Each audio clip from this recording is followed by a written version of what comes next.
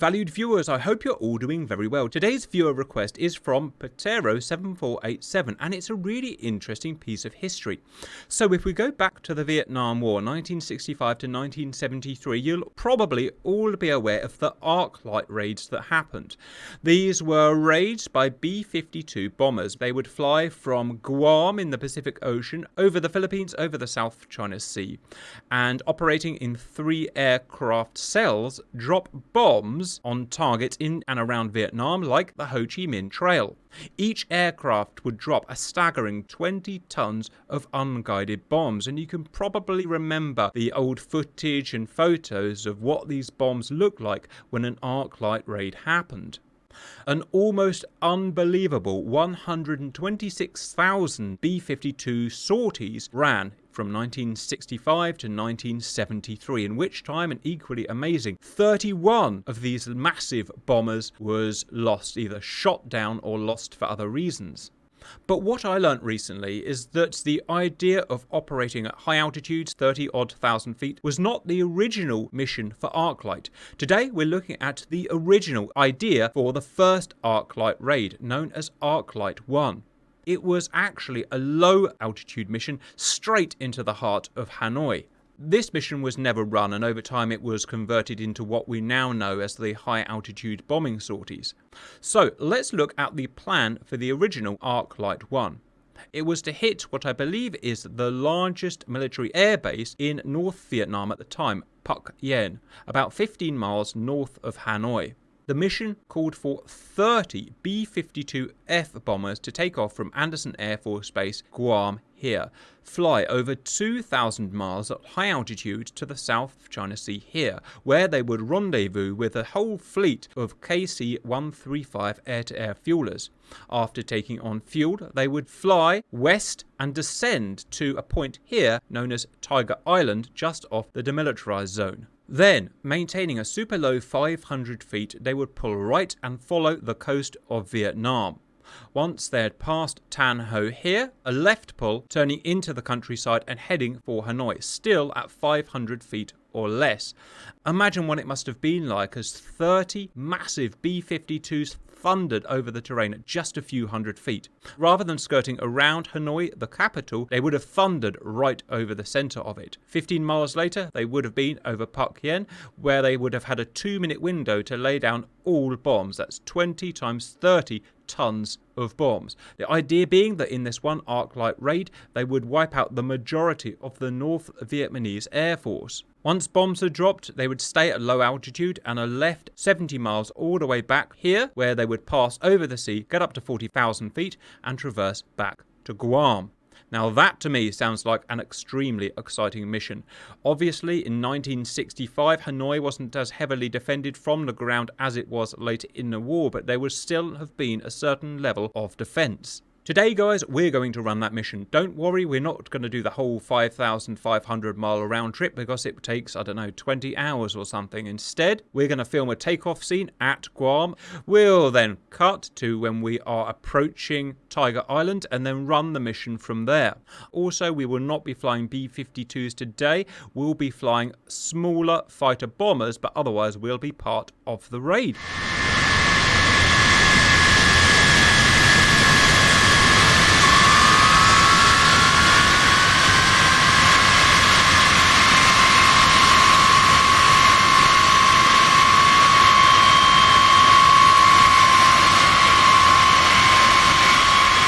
Welcome in, viewers. We're here at Andersen in Guam. So far I have Fire, Cap, Sabre and Cannonball. Hello boys. Oh, and Symbol will be turning up. Hello boys.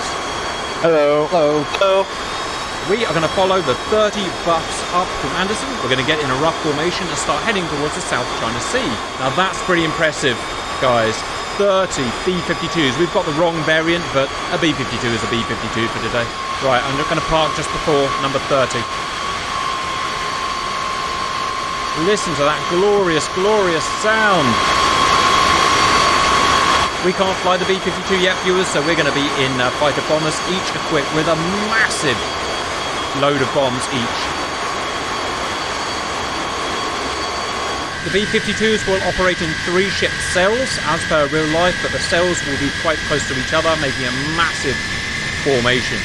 First bomber taking off, running up the engines, doing his tests. Bomber 1 rolling.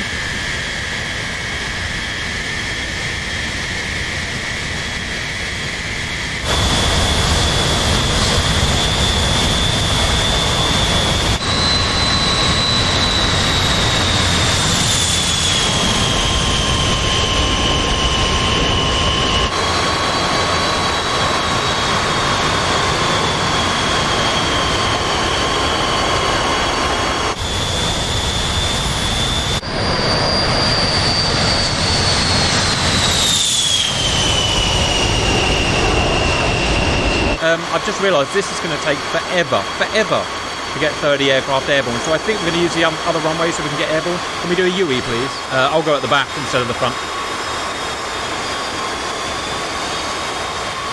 Viewers, this brings us onto a really interesting talking point. The more I learn, so I'm having to shout here, the more I learn about aviation and real-life operations, this is a great example of the amount of logistics, planning and work that would have had to gone into just doing one operation. Each of those bombers has to be individually briefed, the crew members sub-briefed, the planes have got to get airborne, which in itself is, sorry, go ahead, amazing. They would have to navigate themselves to the South China Sea to be on target, on time, exactly the right time, to meet up with their tankers, of which there would be a whole fleet of tankers just for this mission, who would all have to be briefed in time, on target, navigated, everything working perfectly, everything with contingency plans, and that's just getting them into the rough area. Then the mission has to happen. Beggars believe the amount of people involved in an operation like this. Guys, when you reach the runway, please feel free to take off. I think I'm going to need all of the runway. You probably will need all. I'm not even sure we can take off, guys. I've loaded you so stupidly. 2 buffs up. Jesus, they're so smoky. Who's in the F5 today? Simba. Yes, you're going to be angry with me because I didn't put enough F4s in, aren't you? A thing may have happened, Simba. I like the F5.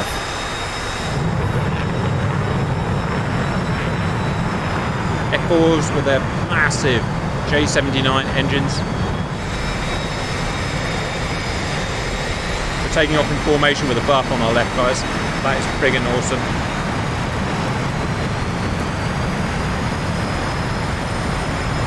Four buffs airborne.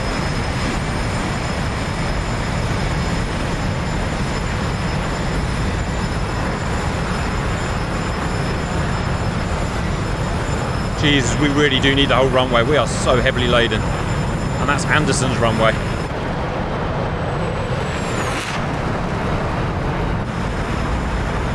In formation with the bar.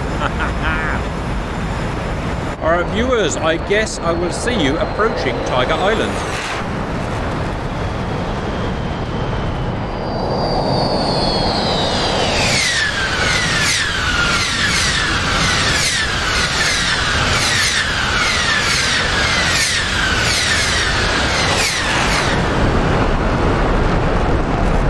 We've magically skipped 2,500 miles on a giant refueling operation, and we are approaching Tiger Island on the east side of the demilitarized zone.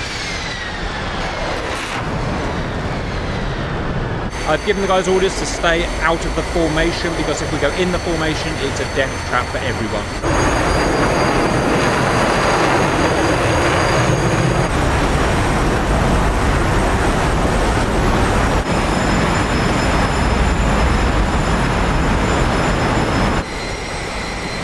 Buffs to diving for Tiger Island, guys.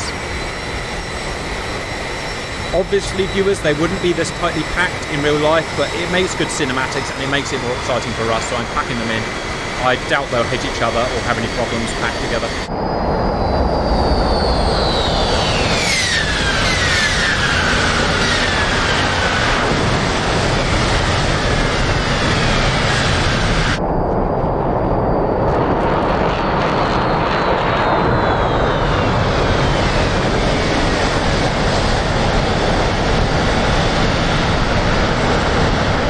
Nothing else, we're going to get some lovely visuals today.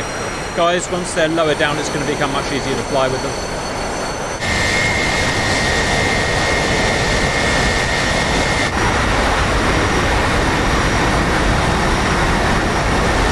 As a said, viewers, the real raid would have been at 2200 hours, but it would be impossible for us to do that. So we're just heading into dusk instead.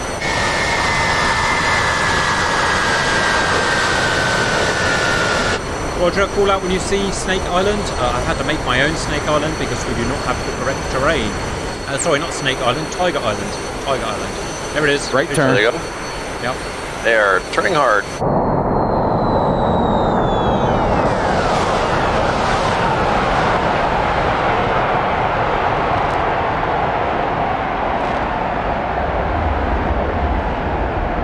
I believe they've been briefed to fly like fighter pilots today.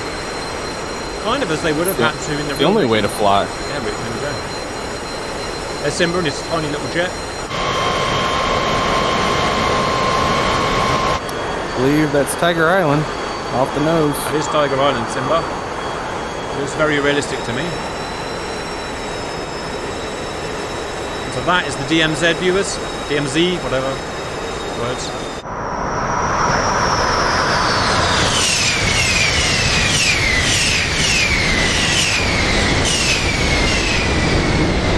Well, we've got a bit of altitude, might be a good idea to set up a weapons, viewers. So, sorry guys. Gonna get that done now. I'm dropping all my 18 bombs in a big ripple. Sorry, 20 bombs. I know what you're going to say, viewers. Why didn't you wait till the upcoming F4E module that's coming out? Well, that actually didn't go into service until 1967. Today is 1965. So, no par the grace. Right, I'm clocking them about 340 knots, guys. That's much more sensible. And there's the F5.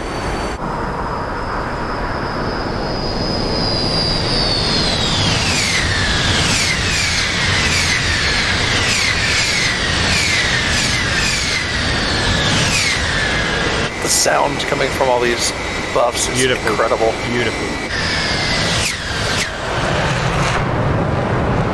Is there any place you'd rather be, viewers? 1965 in the smoke cloud of unburnt fuel of 30 buffs at whatever we're at, 300 feet.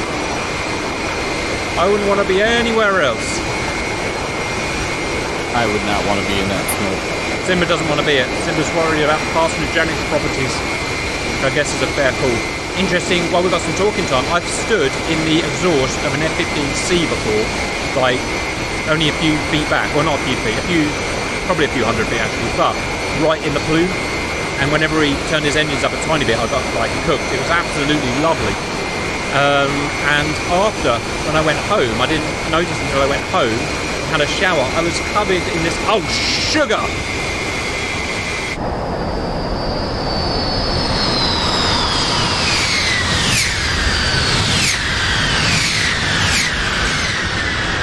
I was covered in a horrible sticky residue that was probably extremely cancerous. My wife would not have approved. So, don't stand in, as you probably know, the weight of an F-15. Oh! Was that one of you guys? Or was that two of them? No, nope, that's two of them. Right. Now that's an interesting talking point, viewers. Buffs did crash into each other on Arc-Light raids. It happened at least once, probably more times. So that in itself is not unrealistic. One's pulling out his damage. Okay, only one died. The other's RTB. I believe some kind of thing happened.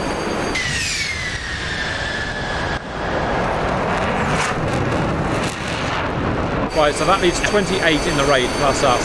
Yeah, he's RTB.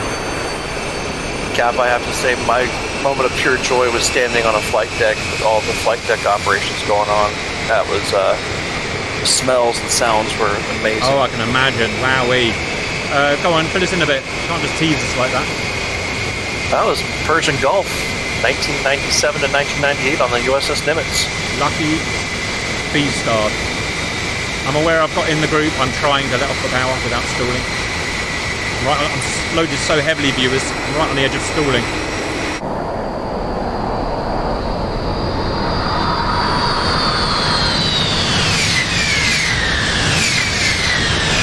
Good flight, half flat. Oh, that's better. Well done. They're wiggling their wings at us. Yeah. I've no idea about progress. I can't look at the map, viewers. It's too dangerous for me to do that. Can't really do a lot at the moment, to be honest.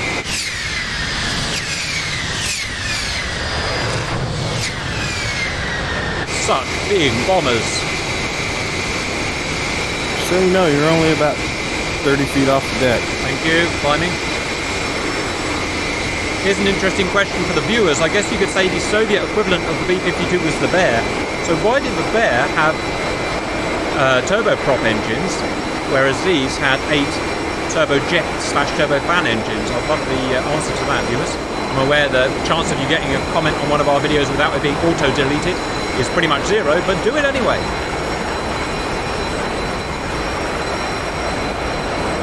Left bank. Oh my Gideon! Back off, guys! Back off!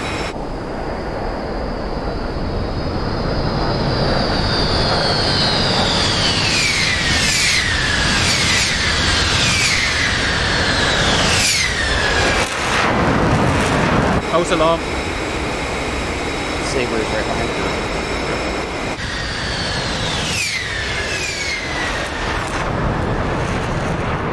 Well, most of them are climbing, but that one guy looks to... Right, he's going for it, he's going low. Oh, there's 3 of them that are low. There's 2 up in the front. Oh, they're all coming down now, they're all settling. They are ordered to fly as low as they can. Anyone Nope, got a, you're good. Anyone got a clock? I'd love to know mission time. I can't see a clock in here. 8:20? 8:20, right. Oh, right, that means we're about to turn in. Alright, you back off the throttle, Yeah, Cap. just saw it. They're banking.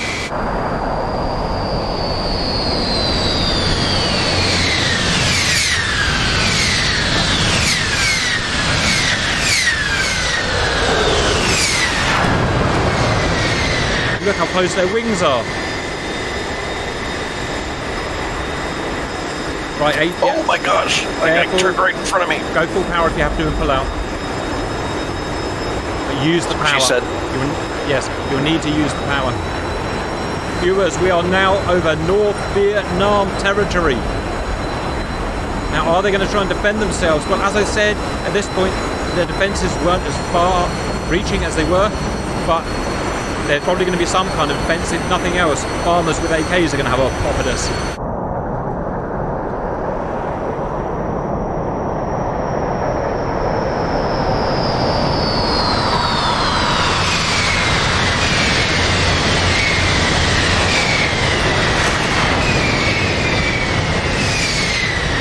We're time on target at Phuc Yen at 8:27, so we've got about 6 minutes to go. Tracers ahead. Cap sliding left and slowing down. Did you say tracers? Yeah, I can see gunfire ahead. Yep. Right. Well, like I said, it was probably oh my god, localized. Oh, small arms fire. Nothing happened. All right, I'm gonna take your word for it. Have any buffs? 5 or 6 guns. Something blew up on my starboard. I don't know what it was. Tracer, visual tracer. Seems like sporadic fire. Settle down. I can't see any more. You're getting too fast, Cap. Roger. Oh, we've just seen him. Yep. Sorry. Visual tracer above us. Slowing down. Yep, that tracer's cooking, hopping up now. Woo! One shot at you from below.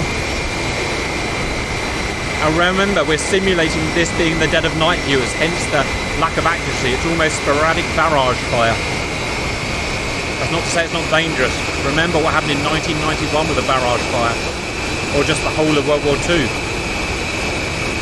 Turn right. Turn right. Well, I haven't seen any buffs hit so far, so that's good. Is it considered too low when you hear the fire? Probably. Jesus, that guy was right next to us. Don't show any weakness. If you show weakness, they'll home in on it, like dogs.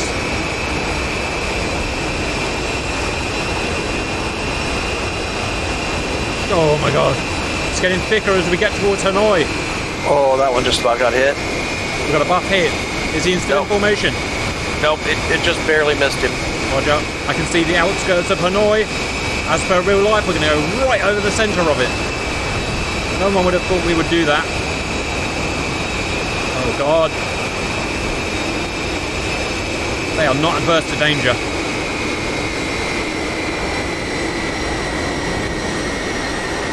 Getting the suburbs of Hanoi. I don't know that one can roll that fast. They can't. They definitely can't. Alright, there's a F4 to I'm on your 9 o'clock here on the left-hand side of the group. I don't know who that is. I'm under the rear bomber. I'm on the left side of the group in an F4. Okay, I'm on your 8 o'clock right now. Simba, have you got a chance to look at the clock on your plane? We are at 25. 2 minutes to target. Maybe 3. Oh, heavy bank. I'll turn.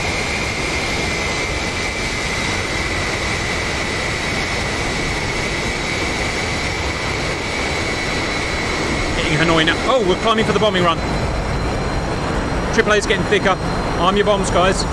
You probably don't want to bomb on the first run because it's going to be lag city. Maybe bomb on the second one. I'll leave it up to you. 2 minutes to target. AAA's getting thicker. All kind of S's kicking off.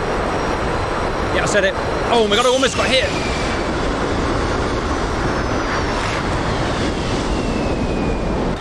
Okay.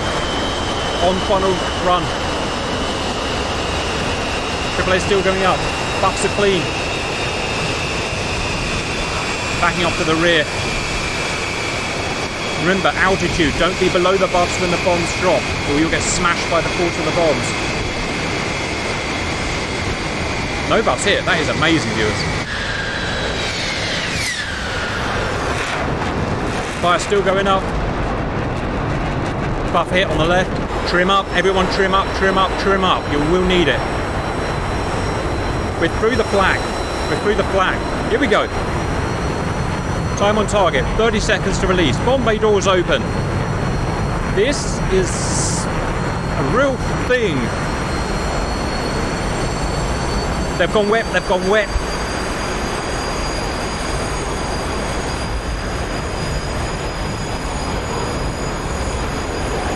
They're doing a bit of jiggling.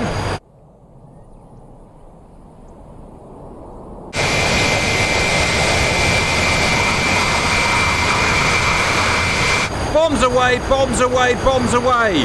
Oh, what a scene, viewers! Oh my god!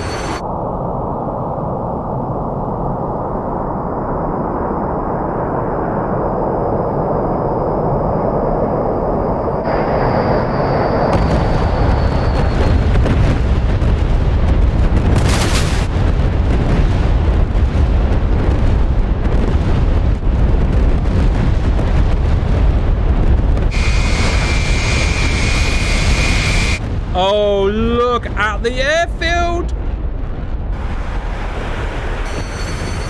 Apps, 30 bombers made it through, 20 tons of bombs each.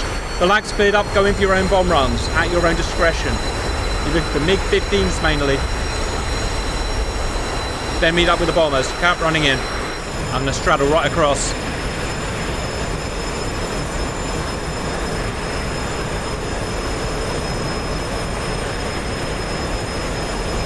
Bombs away.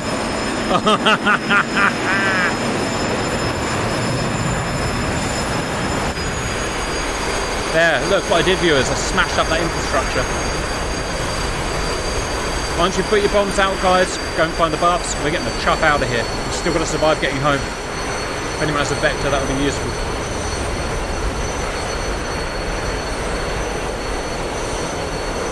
Well, that, viewers, is most of North Vietnam's existing Air Force wiped out. Hella sexy. 330. 330, roger. AAA going up. Visual, visual, visual. Okay, they're splitting. They've broken into 2 groups, haven't they? Right, there's group 1. Okay, I'm going to try and find my way to the rear group. Alright, I made it back to the rear group.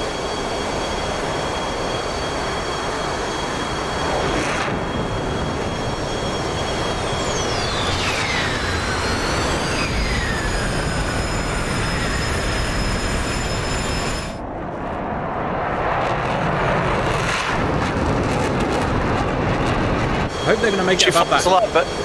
She flies a lot better without a whole load of bombs on her. Right, it feels like a friggin' F-16 now. No, I doubt that. You doubt that, Simba? You don't think the flying brick is like an agile modern fighter? Fine. I suppose that's how the original Wild Weasel pair would have operated. F4s carrying HARM missiles and F-16s with their amazing agility acting as the Wild Weasel.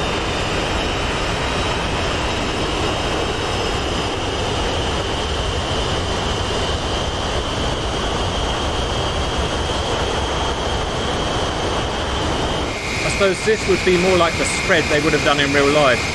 Probably about 5 miles nose to tail. Maybe a bit more. Can you imagine doing another 2,500 miles back? Oh, it's not even that, guys. At night after the adrenaline dump. In the real mission, they were planning to bring these over from America. They would land at Anderson. They had 2 hours rest, and then they would have to go out on their first archive raid. So that is just, I don't know, that's like a day and a half fully flying, including in a combat situation. I'm not made of that kind of stuff. How far away from the coast do you think at the front? We're many miles back. We're just about there. I would say maybe another 5 miles at most. Okay. Let's follow them. Let's get them to the coast and then we're done.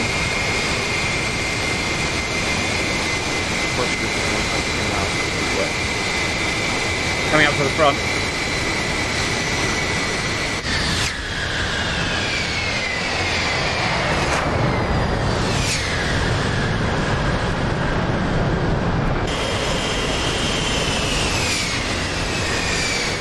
Alright guys, that is mission complete. I didn't have the scoreboard on today, so I didn't see how many were lost, but possibly only 2 or 3. Oh, they're climbing for 45,000. Now they're light viewers, they can go all the way up to 45,000, where they use very little fuel, and cruise their way back to Guam. Guys, I enjoyed that. Anything from you? Nope, good raid. Good raid.